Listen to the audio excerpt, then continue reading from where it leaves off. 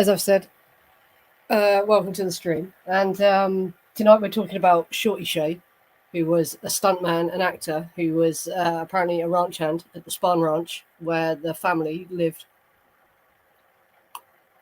once they got to Chatsworth. And it wasn't just them, there were also two biker gangs used the ranch as like a hangout spot they all lived at.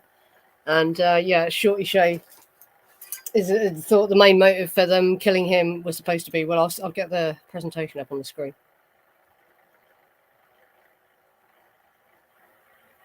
Guess up there. That's it. All right. And I forgot to put Tex in the thumbnail. Tex was also there as well. Charles Watson was also there. And these two guys I'd never heard of. Oh, this is Bailey and this one's Vance. But these two guys were also involved in his murder apparently. And this is Bruce Davis. People should recognise Bruce Davis. And Clem Grogan, or Steve Grogan, and Charles Manson, obviously. But yeah, I forgot to put Tex in there. Sorry, just looking at the chat.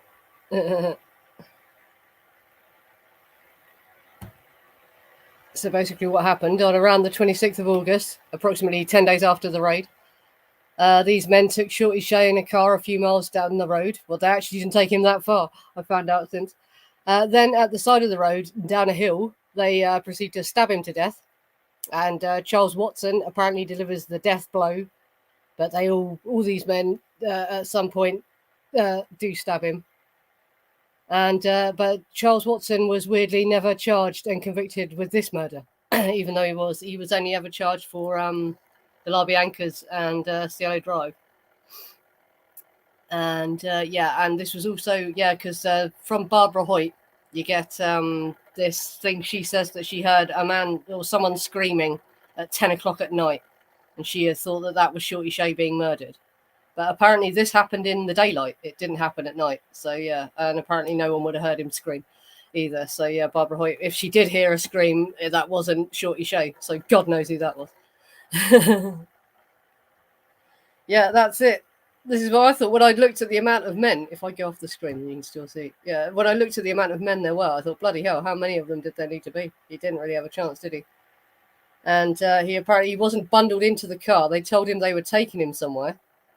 Taking him to a shop. He was going to get given a lift to a shop. And then as they drove down the road, Clem hits him with some kind of instrument from the back seat.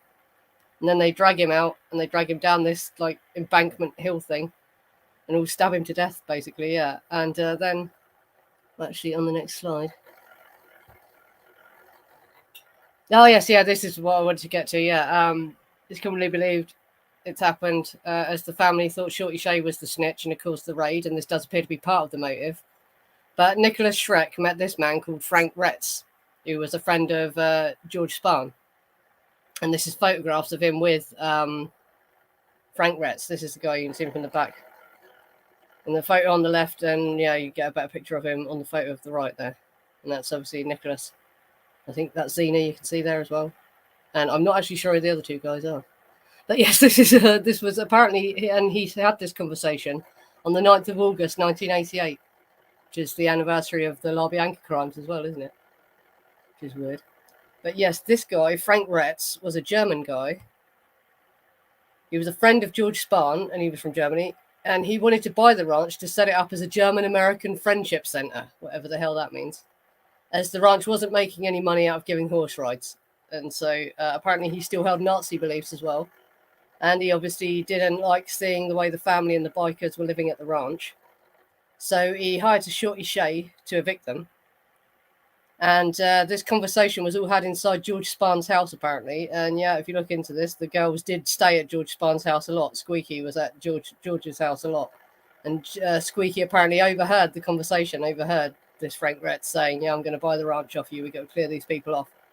And he hired Shorty Shea to do this. So that's another reason why they went for him, because Squeaky overheard him being hired to evict them, basically. And Frank Retz apparently felt really guilty over this because he felt he caused the guy's death. And he also took Nicholas, because Nicholas didn't write about this in the Manson file as well, because there's so much in the Manson file already, he couldn't cover it, basically. But he also told me that the men just left his body poorly concealed, just covered it with some brush or something and left. And they sent the girls back there to bury him. Some of the girls went back. And it's believed that Squeaky was one of the girls who actually went back and buried him. I don't know what other girls, but it was the girls that had to go back and bury the body, apparently. And it's also clear because if you look at the details of his death, he did end up because the rumor was he was dismembered into 9 pieces, but it was actually only one of his arms that had been removed before death. When they found his skeleton, they found that he hadn't really been dismembered into 9 bits. Well, the only evidence of, well, I'll get to this later in the thing, I think. Yeah, the rumors he was dismembered, but he'd only had his arm cut off. And there was evidence of big slash wounds to his chest, which sounds like something Charlie would do, doesn't it? Like his Gary Hinman thing. He walked in and slashed Hinman across the face. So I don't know who could have done that, but yeah, slashing wounds, and if they were so deep that it cut into his bones, that was pretty violent, wasn't it? Yeah.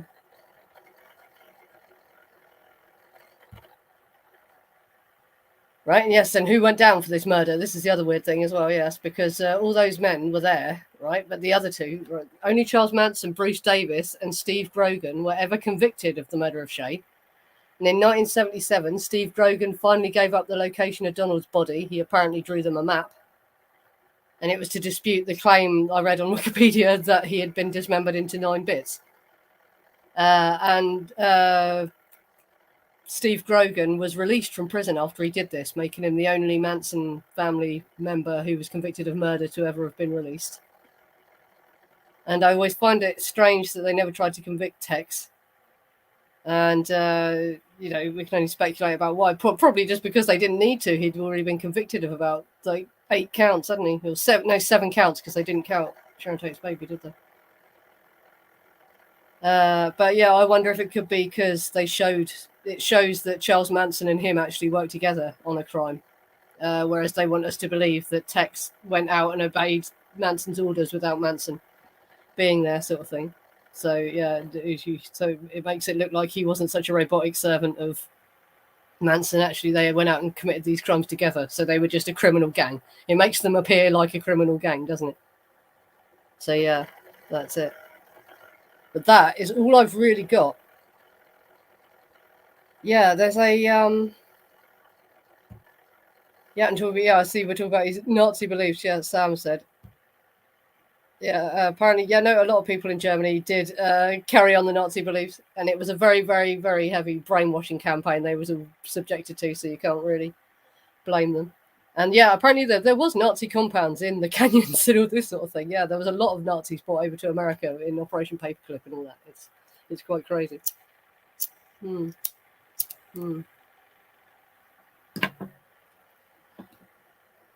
Yeah, Tex doesn't say much about anything, really.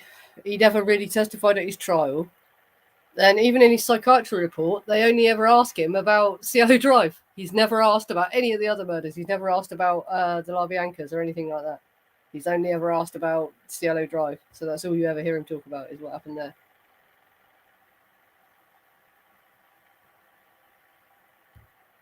Don't know, is anyone else there? Did they get Bruce on him and charges as a conspiracy to commit murder? I can't forget. I imagine it would be enough, because he was there when Manson slashed him, wasn't he? So that's enough to get him for accessory anyway, isn't it? Did they need to do him for conspiracy?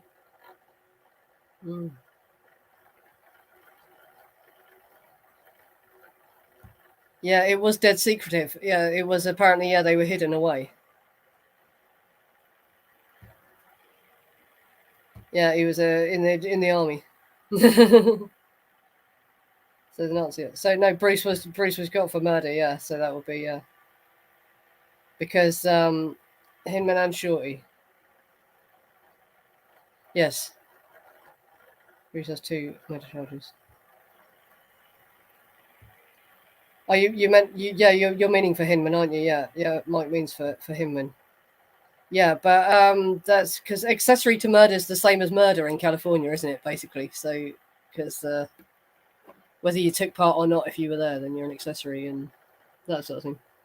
Because as far as I know, he didn't actually take part in assaulting Gary Hinman, did he? It was Charlie and Bobby Bobby had pistol whipped him, and then Charlie walked in and slashed him.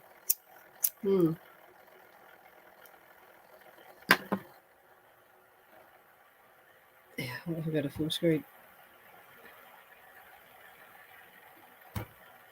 Here we go. Oh, I've got overlays now as well. Look at these. Where are they?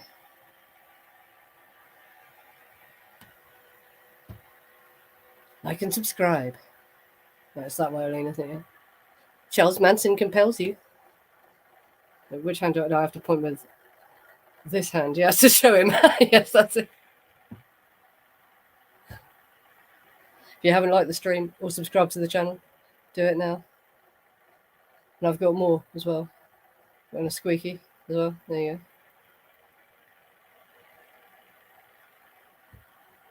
And text. Use the devil. And Leslie, liar, liar, pencil fire. There you go. So make sure you liked and subscribed if you haven't.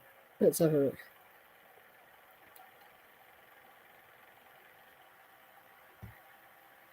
Yeah, it is a weird place, isn't it? And bloody Laurel Canyon. It's very close to Laurel Canyon, isn't it?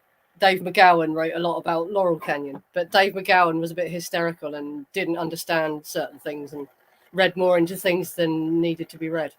But he did draw attention to a lot of these weird little compounds and all that was up in the Hollywood Hills and around this area, just around this general area. It's a weird place.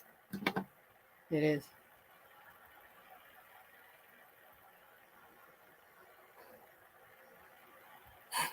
You can find pictures of her, yeah. For her age, she don't look bad now. Yeah, she looks quite sweet. Yeah, she's still recognisable as well. You still recognise her. You know, you still, yeah, I can see her face, her smile, like.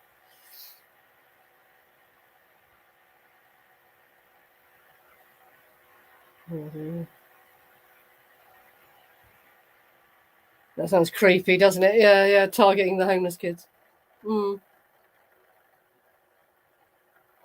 Yeah, there's still odd stuff out there. Should read these out in case people can't see it. You know, I was homeless in LA in the early 2010s for a few years, and there were religious organisations who would come down and try and bring the homeless kids out to Chatsworth.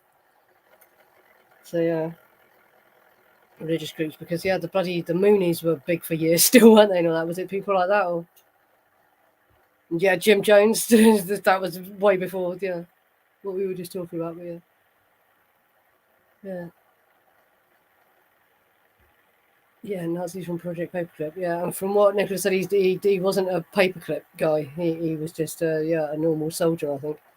Yeah. Went to Chatsworth.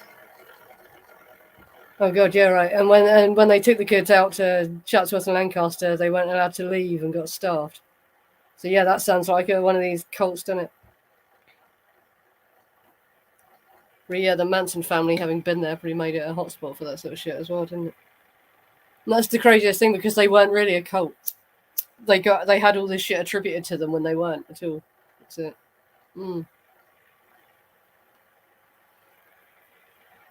That's interesting. That's interesting, because that sounds like the Moonies. I was just reading. There's a book I'm always recommending called Brainwash, and he talks about the Moonies. And they call themselves something else initially. They don't tell you they're the Moonies until you've been with them for quite a while. But they do something similar to this. Yeah, they make people go out selling stuff and for them and all that. Yeah, it's very weird.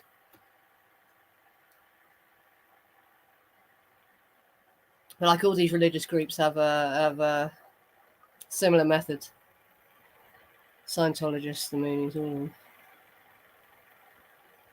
Oh. What else is there I can show you? There is, like I say, I don't really want to get into all the speculation about it. I could say more. It's more about who Shorty Shea was, couldn't I suppose?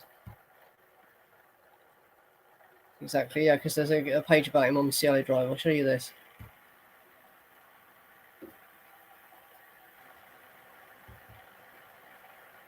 Donald Jerome Shea was born in Massachusetts on September the 18th, 1933. He moved to California to pursue a career in acting, but ended up spending most of his time working at Spahn's movie ranch. George Spahn hired Shea to help with the horses at the ranch. However, he continued to pursue, I guess they meant, his dream of working in Hollywood. A bunch of friends let him use their phone numbers as answering services when acting opportunities came up, and he would leave the ranch, returning weeks later after filming was complete. And I've also heard that, yeah, people don't say this about him, but he apparently did the porn as well. He was a porn actor too. Shea, who was big and stocky, worked long days at the ranch, got along well with the other ranch hands, and always looked after George Spahn's interests. He didn't mind Charlie and the girls when they first moved onto the ranch, but as time went by, he grew to dislike Charlie immensely. Shorty, Donald's nickname, had married a black stripper he met in Las Vegas. Although they had separated, they still got along, and Charlie, who detested black people, looked down on Shorty because of it. Shorty knew the family, and specifically Charlie, were up to no good, and went to get them off the ranch. Early on the morning of Saturday, August 16th, 1969, police raided Spahn's movie ranch to arrest the family on auto theft charges. Charlie was convinced that Shorty had snitched to the police and helped set up the raid. For Charlie, this was the last straw. Sometime around August 28th, 1969, family members Charles Tex Watson, Bruce Davis, Steve Grogan, Bill Vance, Larry Bailey, and Charles Manson took Donald Shea for a ride, and from the back seat, Grogan struck Shea with a pipe wrench, while Tex Watson began stabbing. The group took Shorty out of the car, brought him down a hill behind Spahn's movie ranch, and stabbed him to death. Donald Jerome Shea's body wasn't found until December of 1977. From prison, Steve Grogan drew a map leading the authorities to Shorty's remains in an effort to prove to them that Shea hadn't been, as previously rumoured, cut into 9 pieces. So there. Yeah. For a scramblehead, yeah, he drew a map that actually got them to where the body was, which must have been hard because they didn't have much like echolocation equipment and shit like that in them days, did they? And he was just bones. He was reduced to bones by then.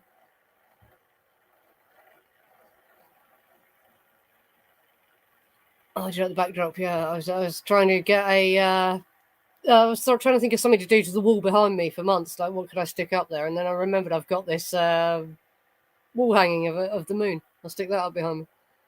Fits in, doesn't it? Yeah, that's it. He did. He worked with black people as well. He didn't detest and hate black people. Just anyway, he did not believe in race mixing, which is still racist, in my opinion. Anyway, but yeah. Yeah. He played dumb. He was kind of what he actually, yeah. No, he's a musician, isn't he? Apparently now, yeah. He's apparently quite a good musician. I've seen footage of him playing and all that sort of thing. He's not, yeah. It gets you off things, doesn't it, as well? Pretending you didn't know what was going on. Yeah.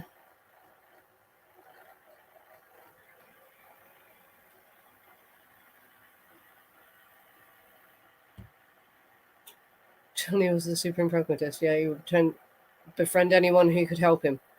Yeah, if you can find his, it should be online now. I know it's in the very first edition of the Manson file. It's in, and it's probably in all the newer editions as well. It's easier to find in the first edition, and we've got that as a PDF all over the place now, haven't we? But you can read the statement Charles Manson made to the judge, because he was not allowed to speak in front of the jury, was he? And he was allowed to make one statement to the judge, and in that he explains.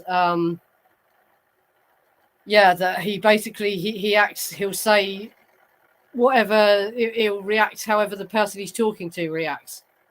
Like, I'm explaining it badly because it's Charlie's lingo. But basically, yeah, what he's saying is he's as racist as the bloke he's talking to, sort of thing. It's not how he really feels, because Bruce Davis had just said a load of stuff saying how racist Charlie was, basically, when he testified, hadn't he?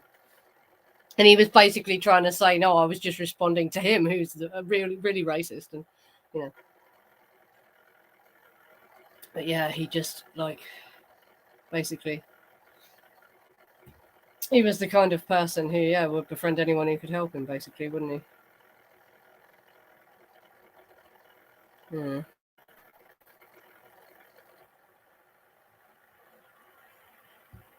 Yeah, when you hear him speaking in the Hendrickson doc, you can tell he's not as slow as they make him out to be. Yeah, it's autism's a weird thing though.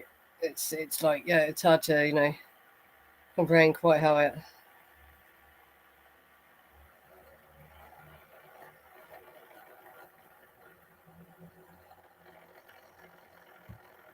But this is something Manson said to Shorty Shea, is it? Presumably. I asked him why he threw a knife at me, and he answered, "I might as well kill you because your wife's brothers will do it anyway. Why did you marry a black woman?" How did they quote that from Shorty Shea? Because he was murdered. He was never interviewed before he was murdered, was he? How do they know he said that? How do they know that? Because that sounds like it's coming from Shorty Shea, wasn't it? Chameleon, yeah, that's it. Yeah, a chameleon. He blended in. Charles Manson, he just blended in. That was it. His survival tactic was just to say whatever made you popular with the person you were with, basically. And Charles Watson seems to have a similar type of personality as well. A thing called histrionic. And also just being manipulative as well. Sociopaths and psychopaths. The actual clinical term for that now is antisocial behaviour. Antisocial personality disorder, should I say.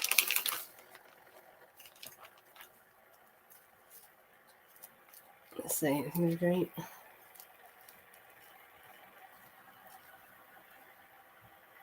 Yeah. Yeah, that was an observation Ross made many years ago. Yeah, when we used to talk, well, not many years ago, a couple of years ago. Yeah, but he used to say that. He said, yeah, basically he was as racist as any person born where he was at the time he was born would be. Sadly, that's just the way it went in the day.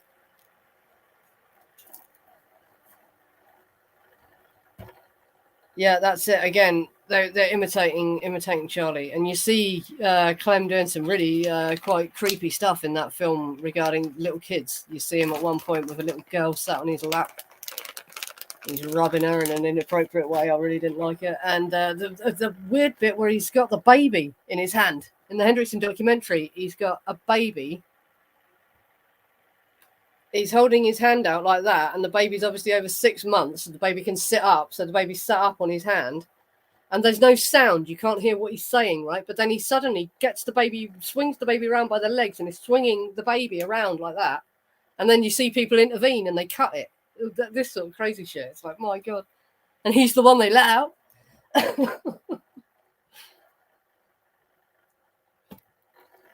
Yeah, well, biker gangs, again, they segregated themselves, didn't they? You didn't get black and white men together in biker gangs. They did black bike gangs, didn't they?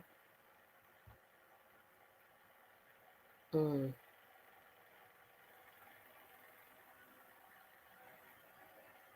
Yeah. And just because he was, it doesn't mean that he liked it. No one did. But I'm just reading Squeaky's book now. I've got Squeaky's book, and she is very very determined to make you think she's not racist. She says a lot about how bad she felt for the civil rights activists and all this sort of shit, and that she confronted Charles Manson about his views about black people quite early on in their relationship. And she said to him, "Do you think that you're superior to black people?" And his answer was along the lines of, "No, I don't think I'm superior. We're just different. We're just not the same. We shouldn't mix." And she went along with that, didn't she? She's the one that notoriously is meant to have made the comment about John Lennon marrying Yoko Ono and that, isn't it? So, yeah, it's a bit rich, her sitting there. Making out she's not racist.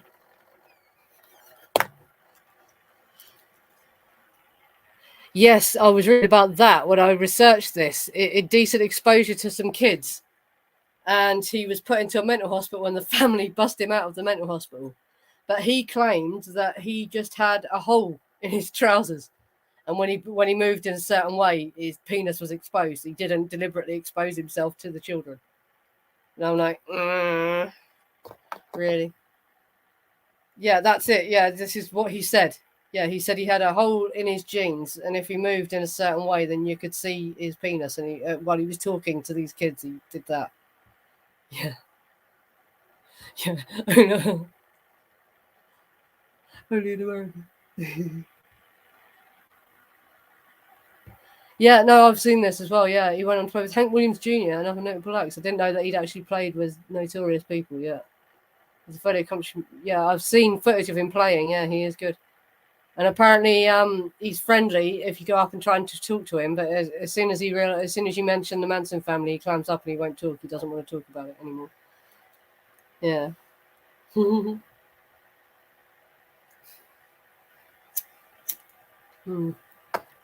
No, but it was about race mixing, Thomas. She specifically said not because no one liked Yoko Ono. It wasn't that. It was he shouldn't have married a woman that wasn't white, basically, which is fucking out of order, in it. Yeah, all of his genes. Fucking weird excuse. And I thought that they were more tolerant of her in America. That was why he moved to New York. I didn't think that people did hate Yoko so much in New York.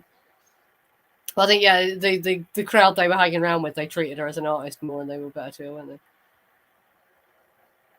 they? Mm. Mm. Yeah, I've read this quote from Susan Atkins as well. He digs them, doesn't hate them. Yeah.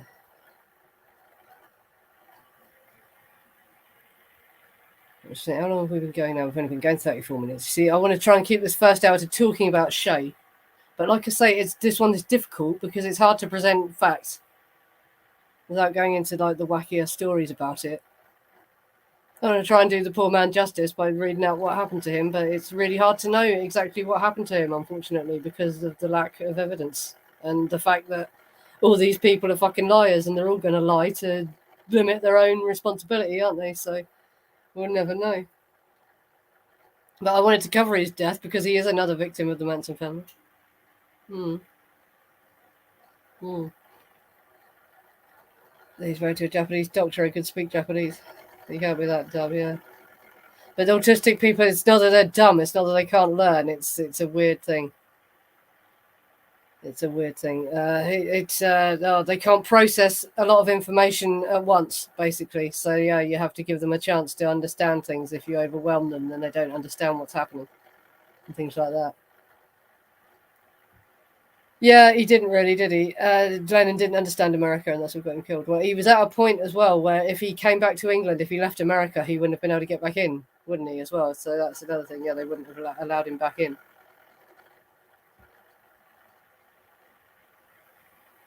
Hmm.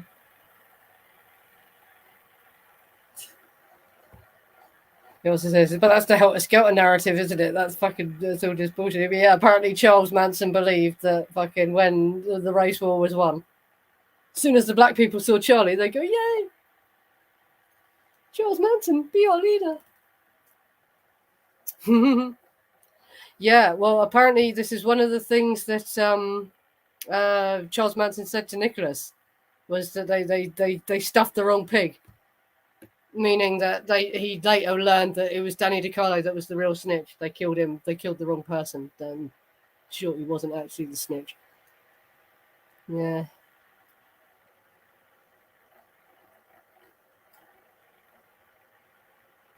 We're looking at him because I used to work with autistic men about Clem's age, so I can recognise the signs of it. I'm pretty sure, yeah, it's autism he has. What they call high functioning autism. It used to be known as Asperger's syndrome. So yeah, it's autism. Yeah, and DiCarlo apparently had to leave the biker gangs and that because he was a snitch, didn't he? And he got written out of the biker gangs.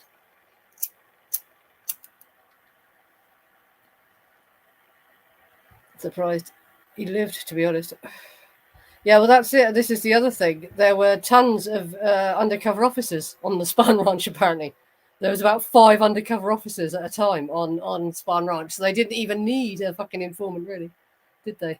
Well, in the Spahn Ranch raid, they mention an informant that arrives on the day that they killed shot, sorry. They didn't kill him, did they? They thought they'd killed him. But Burning Crow, the day that the Burning Crow incident happens, is the day that the fucking informant arrives at Spahn Ranch.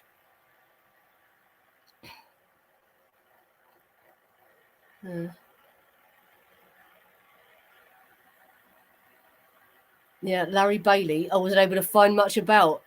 Yeah, he doesn't ask for any police interview. You get his take on Shorty. He played a dangerous game with Manson that cost him his life. Yeah, and there's also this other story about this woman called Windy, who apparently Larry Bailey was it? No, I think it was Vance. Sorry, the other one, Vance. Charlie and Vance she'd been given them the keys, left them with the keys to her truck, and they were going out and doing burglaries with her truck. And she got interviewed by the police about it. And so she got pissed off and she started refusing to let them use the truck. And apparently Charles Manson is supposed to have gone round there and punched her in the face so hard that she shot across the kitchen on the floor and was hospitalised for 2 days. And so it's also thought that maybe Shorty confronted him about that. Wendy, yeah, I've got to find it. What was her name? She's Native American, that's why her name is like this.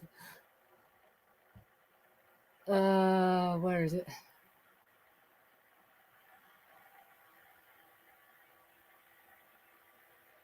Shit, I didn't bookmark it. I'll find it. It is on the Wikipedia page. Wait a second, I'll find her full name. Wendy Buckley, the wife of Spahn Ranch hand Randy Starr, was beaten by Charles Manson for her refusal to loan her truck to Manson and Vance for robberies. In the days prior, law enforcement questioned Buckley for a string of robberies in which her truck had been identified. She realised that Manson and Vance had been borrowing her truck to commit these robberies and decided to quit loaning it to them. And it said that when Shea found out about Manson assaulting Buckley, he went to the Gresham Street home and assaulted both Manson and Vance with threats to stay away from Spahn Ranch. And there's also a bit that I could read out here, where Bruce Davis spoke about Shorty Shea's murder at his parole hearing. Wendy Buckley, yeah. She spells it like this.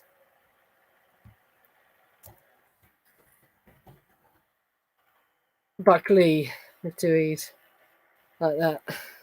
Not like L-Y. Yeah, but it's supposed to have put her in hospital. She had to go to hospital for 2 days. And it's meant to be Charles Manson that hit her. And all because she started to refuse to give them her name.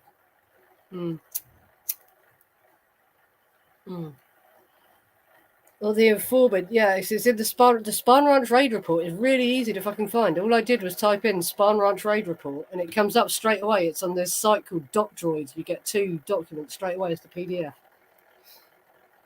And yeah, they talk about this informant arriving on the first day. Oh yeah, but the date matched up. I can believe it. When I read it, it's the 1st of July. The 1st of July, the dude shows up. And that's the day that Tex is bumping Bernard Crow and Rosina. And then it's like 2 or 3 in the morning of the 2nd of July, isn't it, that they get the hysterical phone call off Rosina and the ranch gets threatened and he has to run off and all that.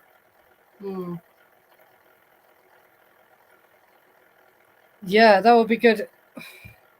Some of that because of this article. It's good because people were cynical about this as well, whether Charles Manson really did it. But from what I read, no, it sounds like she couldn't have made up this incident. She didn't make it up. Because the way she talks about it, the article, I wish I had bookmarked the article. I can't search for it again, but there's an interview where she talks about it and you see pictures of her and all this sort of thing. But she talks about he hit her with a closed fist and stuff like that, which sounds like she had to make a report to the police because that's one of the questions they ask you. Is whether it was with a closed fist or an open palm and shit like that. It just sounds, it sounded too realistic. And she was in hospital for 2 days. Yeah. Yeah, we wouldn't be able to, because it's confidential. It's still confidential stuff, isn't it? She isn't dead. She's not a dead person, so it's not like, it's not public record like it is if the person is dead as a result of murder or whatever, is it? Yeah.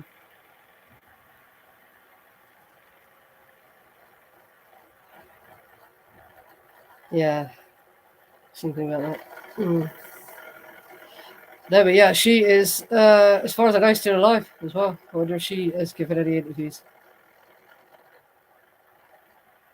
Yes, this is another thing that I want to put a timeline to go. And actually, having Squeaky's book has made this slightly easier as well. I wanted to try and put together a timeline of when each girl joined Charles Manson, when they were came, so you can see how long they were actually all with him and all that. So you can see who looks, who's truly that brainwashed and who isn't. Because you'll find, Leslie, who's one that claimed she really was, actually wasn't there as long as the others at all. And she showed up with Bobby as well. She was Bobby's girlfriend. So just looking at the chat.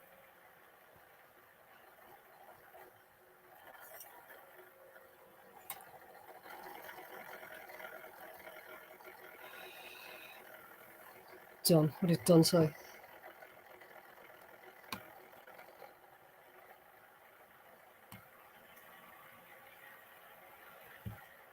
The ugly people didn't get any publicity. Only the beautiful ones did. Yeah.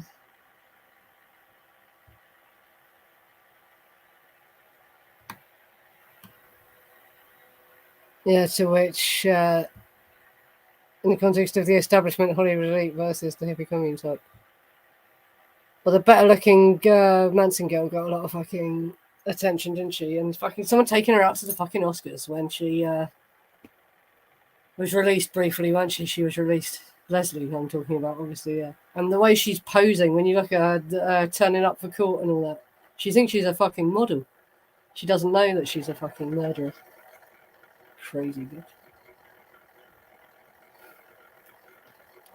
Oh my god, I've just realised I haven't actually plugged my mic in, so I'm using the mic on my computer. You can hear me, can't you? Everyone can hear me.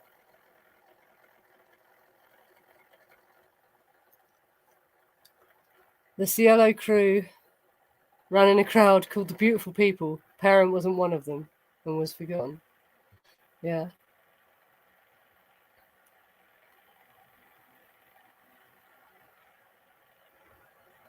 Yeah, well, all of them. Many of them were convicted, weren't they? Yeah.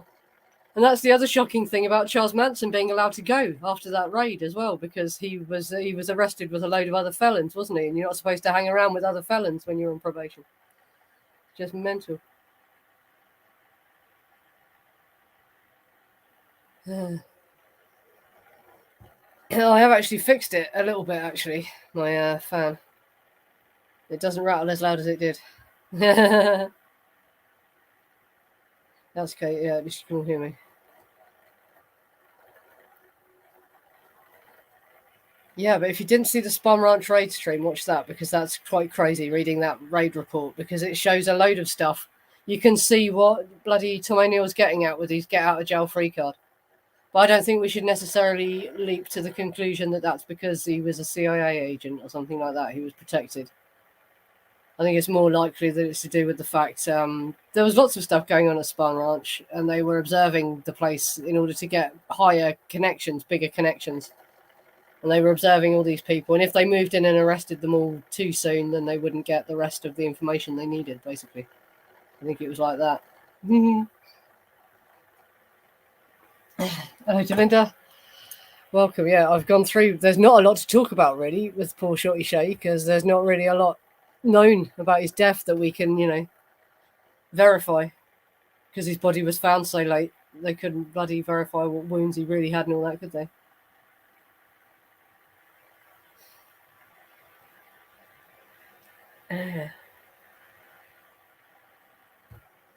Shorty, as a ranch employee, had to be concerned about the booby-trapped weed patches, yeah. And just generally how racist they were towards his wife by the sound of things. The folks in the community weren't considered what you call attractive, don't get as much camera time. So nobody knows their names, yeah. I sound harsh, but yeah, I don't think any of them were that attractive. So they weren't really the lookers, were they? Leslie was the only one who had what you consider model good looks, wasn't she? It wasn't because they were pretty that people hired them. It was because they'd do anything, weren't it? They were those types of girls. They were the rough ones.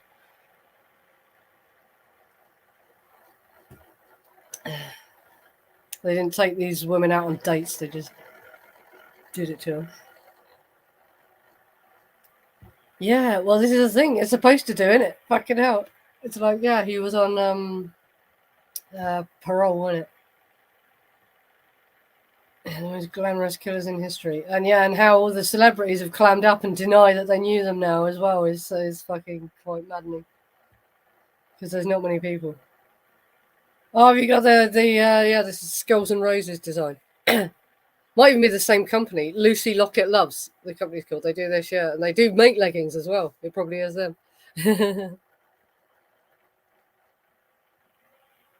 Yeah.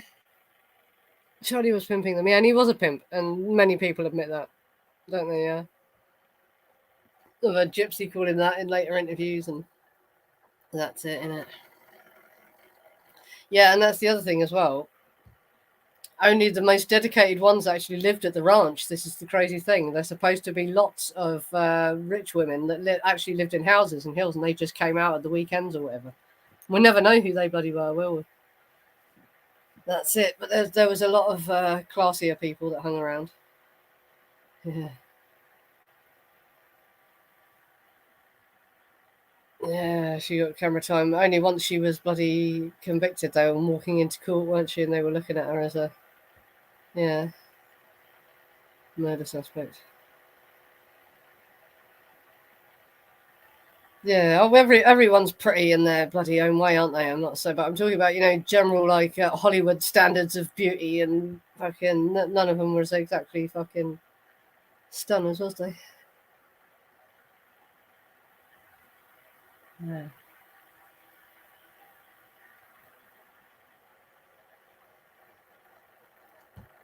Do you think she was good looking? I don't know. When she, all of them, she was quite fat, wasn't she? She was the fatter one of them. And she definitely ain't so good looking now. Fucking hell. Have you seen? Yeah, every time there's a Manson family documentary shown in the UK, they roll her out to interview her. Yeah. Yeah, that's it. That was why. Yeah, that was what she got the fucking screen time for, wasn't it? Kremlinkel. She was a main defendant and stabbed a lot of stabs. She was famous with that. Yeah. Yeah, I only just thought to hang it out behind me. I thought, bloody, I've had this for years. Why didn't I put this up behind me as my backdrop? It was better. Yeah. No, and she did look quite cute when they dressed her up for court. Yeah, we see her in court. That, yeah, she was cute. They all were. I'm just being a bitch. They all were lovely.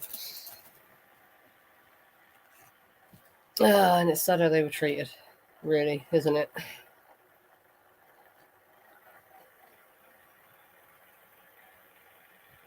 Yeah. In fact, back then, Charles should look very pretty. I thought, oh, by 60 standards, if you was anything more than a bloody twig, you was fat, weren't you? That was it. Yeah, that's it. They're all young. Yeah, you're all beautiful when you're young, aren't you? Yeah, that's it. It was their youth. They had youth on their side.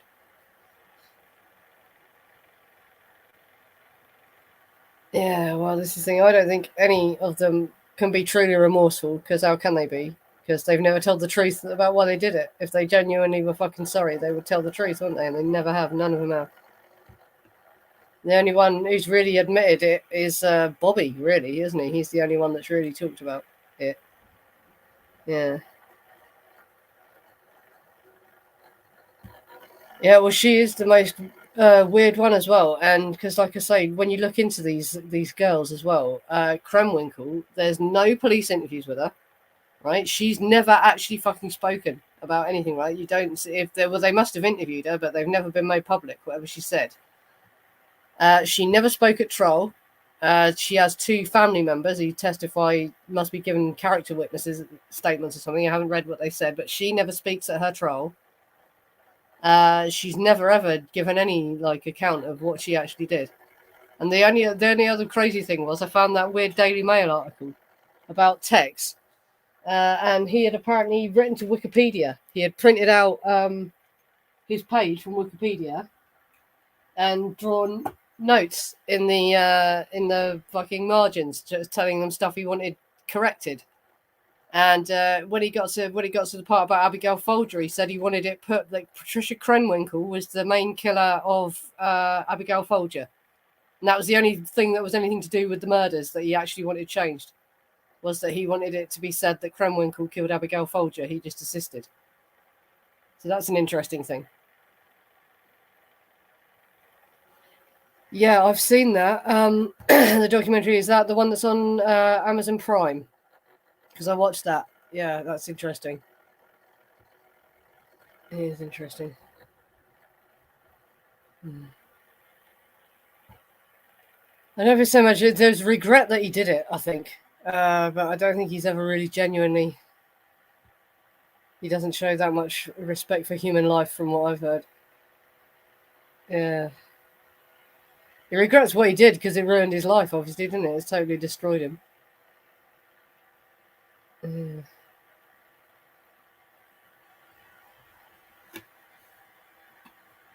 But yeah, from the stuff I've heard, it's not made him any more. Regret he got caught. Yeah, that's what I thought. Yeah, fucking regret they caught him. And I think the same of Leslie as well, because that's a point Deborah Tate makes at one of the parole hearings. That actually, fucking people rarely agree with Deborah Tate, do they? But a point she makes is she's never ever said anything that suggests she's sorry, except in these walls, meaning when she's at a parole hearing. That's it. Yeah.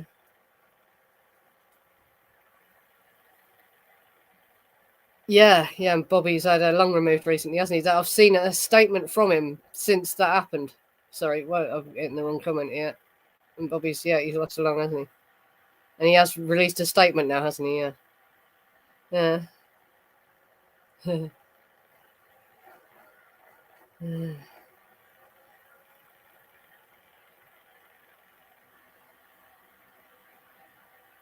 What else is that? Bobby made it.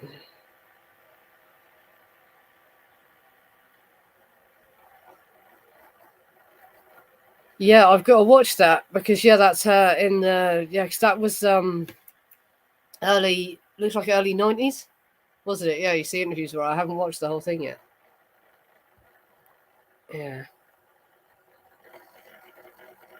So I don't think any of them will be let out now. None of them will, because no governor wants to be the one that set a Manson person free, do they? For that reason. We have the same thing in this country. There was a Myra Hindley. Everyone's heard of Myra Hindley, and they said that she was never released because in the British legal system, it's the Home Secretary who decides whether you're allowed out or not, and no Home Secretary wanted to be the one to release her. And I don't think she deserved to be released. I think she deserved to die in prison anyway. But according to her, her level of risk, she wasn't a risk to children anymore, apparently. So it wasn't because she was dangerous that they kept her in prison. Yeah, but no, I think no matter what, even if they did tell the truth at this point, they wouldn't be let out. And at this point as well, how well would they bloody do if they got let out? You know what I mean? They actually get better treatment, medical treatment, and that in prison than they would if they was out on the outside, wouldn't they? Do you know what I mean? I think they're actually, at this point in their life, they are better off in prison. I don't think they would cope well with the outside world anyway, and they're going to get better medical care where they are than outside, aren't they? Yeah. Yeah. As it was if they snitched on the others outside. Yeah. I don't know. There's institutionalized to Charlie now. Yeah. When I was talking to Nicholas as well, he made a comment that was interesting as well. Charles Manson got 6 years of freedom in his life because he was out for 6 years, wasn't he, before he got sent back to prison. But these kids, all of them, had no life. They've had no freedom whatsoever. They went to prison when they was all between 18 and their early 20s, weren't they? And they've all been in prison their whole lives. So they've actually lost more of their lives than Charles Manson did to prison. Yeah.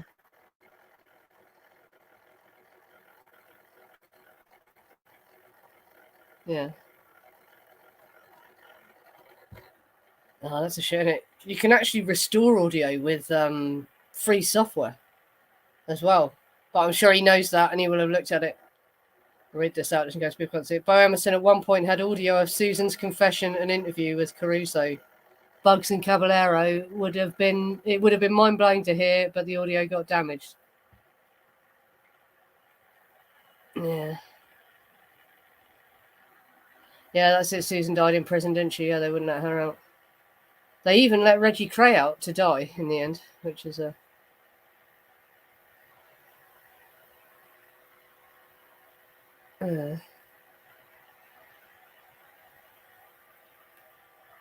Okay, right, yeah. And he's Derek, because he's the one whose body they never found. Isn't he? Yeah, it was just tragic. No, am I? What's the name of the one whose body they never found? I can't remember, yeah, but it's sad, yeah. But recently there was some kind of development. They were up digging on the moors again. They might have found him. I don't know. I'm sure if they had found him, they'd have said. Maybe they didn't.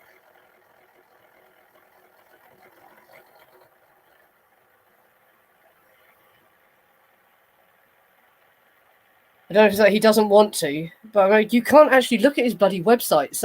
I think hackers have hacked his fucking website. If you go to his website, it diverts you to another site. You can't see his site. But he had read. I'm sure I'd read on his site that he says he knows he will never be released. He doesn't expect to be released because his case is too notorious. So he's not hoping to be released anymore. Sort of thing. Yeah.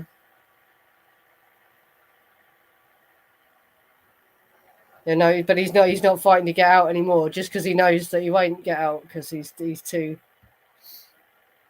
fucking notorious, isn't he? Yeah. Keith Bennett, that's the one. Yeah, Keith Bennett is the one that they never found. Sorry, in the Myra Hindley case that I was talking about, that's the Moores murders case, which is, yeah. When I finally start talking about other true crime cases, I should talk about, yeah, a few of our notorious British ones. And the Moores murderers are actually quite easy to cover compared to Fred and Rosemary West because there's so much to Fred and Rosemary West. It would take more than one stream. It would be another long series like the Manson case if I do Rosemary and Fred West, and what they did was so fucking horrific as well. It's a bit heavy to have to research it. I don't really want to have to go and read it all again, but I would do it. Can you remember the Moores murders? Yeah, because I wasn't born then, obviously, but I can remember Fred West's house when they got Fred West. I can remember every day on the news them saying they'd found another body in the house and shit like that. That was absolutely appalling. Yeah. Has it been moved? Yeah, because if you just Google it, it sends you to this website that's for flower remedies or something like that. It's really bizarre. The description on Google looks like it's the right site, but when you click on it, it's not. It's this other site. So I wonder if he was getting spammed a lot at his website or something like that. Who knows?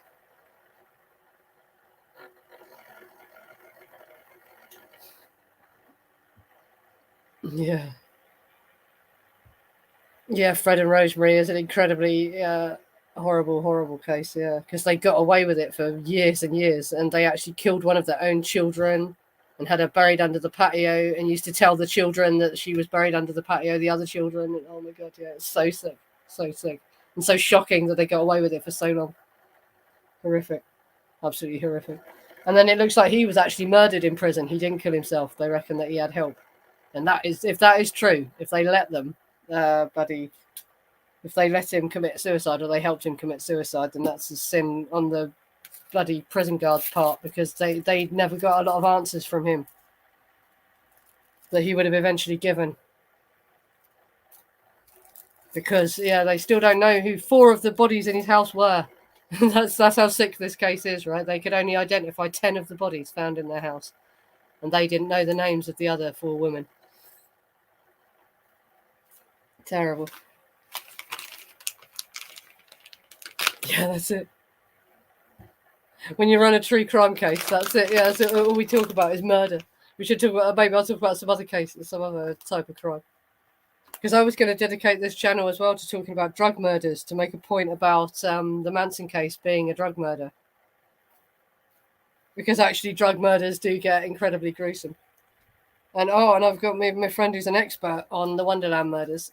But we've got a chat about how we're going to do it. Because again, that's quite a complex case as well. But the Wonderland murders are very, very gruesome. I do not recommend looking at the crime scene photos of that as well. People like me do it, so you don't have to. But no, it makes the Cielo Drive crime scene photos look bloody tame. It really does. Horrible, absolutely awful what they did to them. Yeah.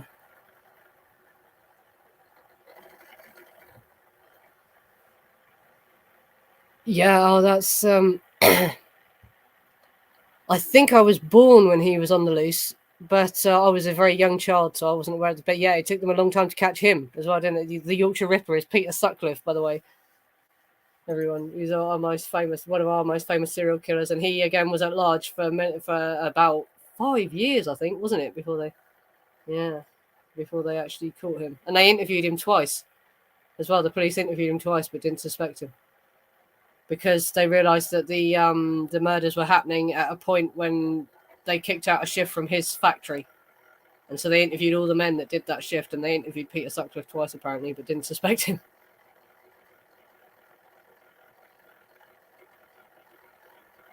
The college student murders in the US. What's this one? Yeah, because I've just seen there's another one that they're comparing to the Manson case for some reason. Is this the one that you're talking about? College student murders in the US is getting weird. One of the roommates saw the masked killer and didn't call the cops. But could they have not known that they were a killer? Just thought it was someone wearing a mask? Because there's lots of fucking crazy reasons why someone might be running around in a mask on a college campus. Isn't there? I don't know. Yeah, what's the details of that?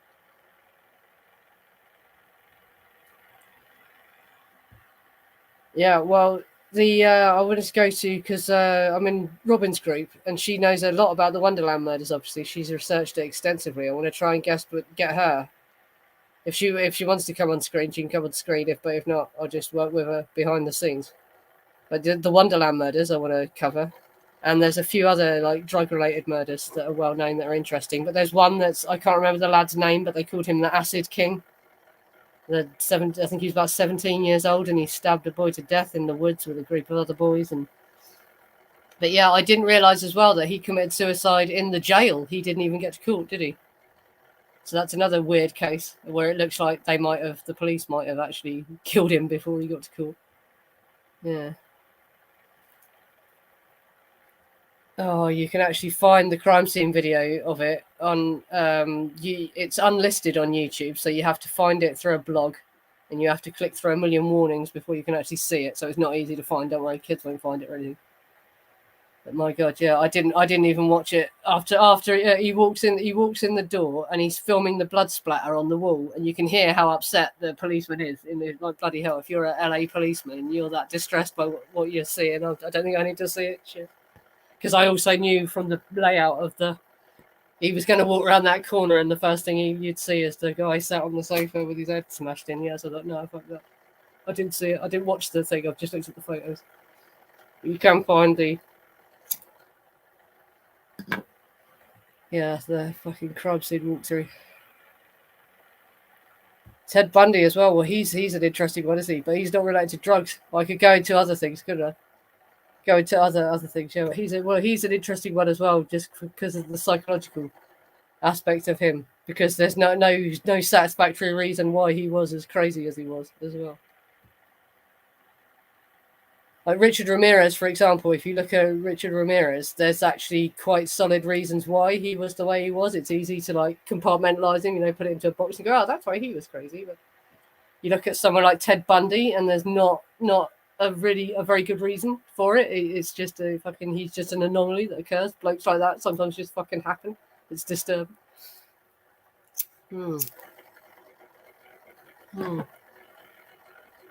Yeah, the theory about that was the thing that someone said that I was most convinced about. But that priest walking out, they said that people were saying maybe they were trying to find out if there was occult links to the crime. So, and maybe that priest was an occult expert. So they brought him in to look at it to see if it looked like a ritual murder. Basically, they were looking for that he was an expert witness, and they were seeing if it looked like a ritual murder to him.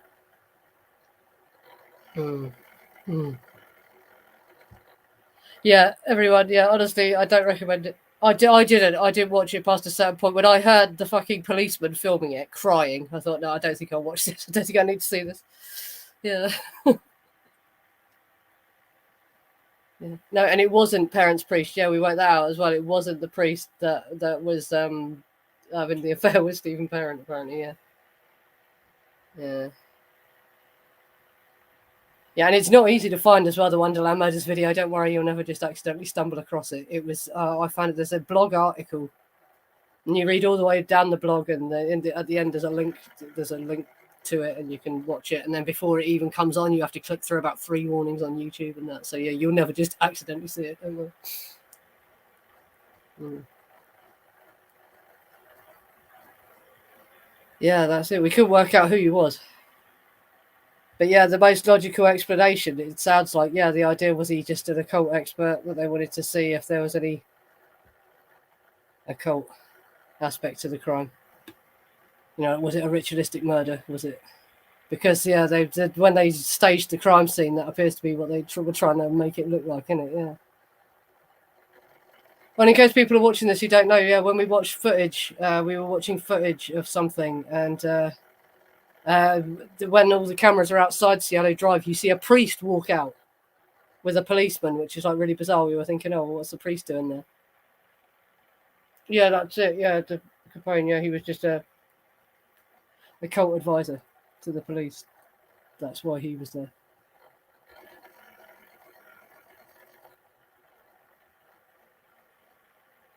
Right, well, I've gone over an hour now with this, and we're just getting into randomly chatting, aren't we? So what I'm going to do is I'm going to end this now, and I'll come straight back on and do an after stream, and then we can just talk randomly. I can play songs. So I've got a bigger audience than I've ever had. Thank you, everyone, for coming. And if you haven't subscribed, subscribe. And I'll come straight back on. What I'll probably do is I'll go to the bathroom or something, so give it a couple of minutes, but I'll come straight back online again, and we'll just carry on chatting, yeah? Excellent. Yeah. Thank you for coming, everyone. And yeah, if you just want to chat further, yeah, then come back to the after stream. Excellent. Good night, everyone.